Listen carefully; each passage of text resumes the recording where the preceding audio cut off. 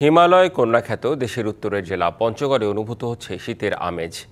রাত থেকে সকাল পর্যন্ত দেখা মিলেছে মাঝারি থেকে ঘন কুয়াশার, পাশাপাশি বৃষ্টিবলয় সক্রিয় থাকায় বাড়ছে শীতের অনুভূতি। এতে ভোগান্তিতে পড়েছে ছিন্নমূল সহ অসচ্ছল বাসিন্দারা।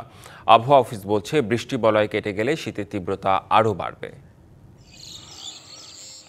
হেমন্তের শেষ প্রান্তে এসে এবারও দেশের সর্ব উত্তরের জেলা পঞ্চগড়ে কড়া নাড়ছে শীত। গত কয়েকদিন ধরেই রাত থেকে সকাল পর্যন্ত দেখা মিলছে মাঝারি থেকে ঘন কুয়াশার, অনুভূত হচ্ছে শীতের হিমেল হাওয়া। গেল 2 দিন ধরে চলা বৃষ্টি বলয় আরও বাড়িয়েছে ঠান্ডার অনুভূতি। দিন ও রাতের তাপমাত্রা ওঠানামা করছে 20 থেকে 25 ডিগ্রি পর্যন্ত। ভোর থেকে সকাল পর্যন্ত সড়কে হেডলাইট জ্বালিয়ে চলাচল করছে যানবাহন। শীতের তীব্রতা বৃদ্ধির আগেই জেলার অসচ্ছল বাসিন্দাদের ভোগান্তি লাঘবে শীতবস্ত্র বিতরণের দাবি স্থানীয়দের। শিয়া বাটার ও ভিটামিনে সমৃদ্ধ লিলি বিউটি সোপ, তারুণ্যময় উজ্জ্বল ত্বকের জন্য।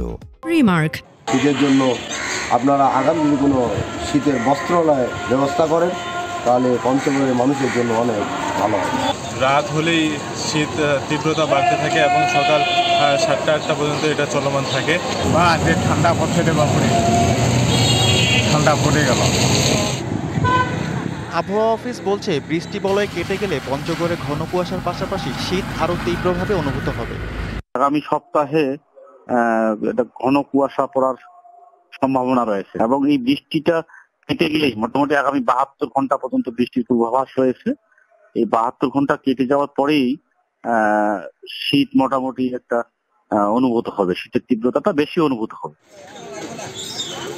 চলতি শীত মৌসুমকে কেন্দ্র করে ব্যস্ত সময় পার করছেন জেলার লেপ তোষকের কারিগররাও। DBC news desk.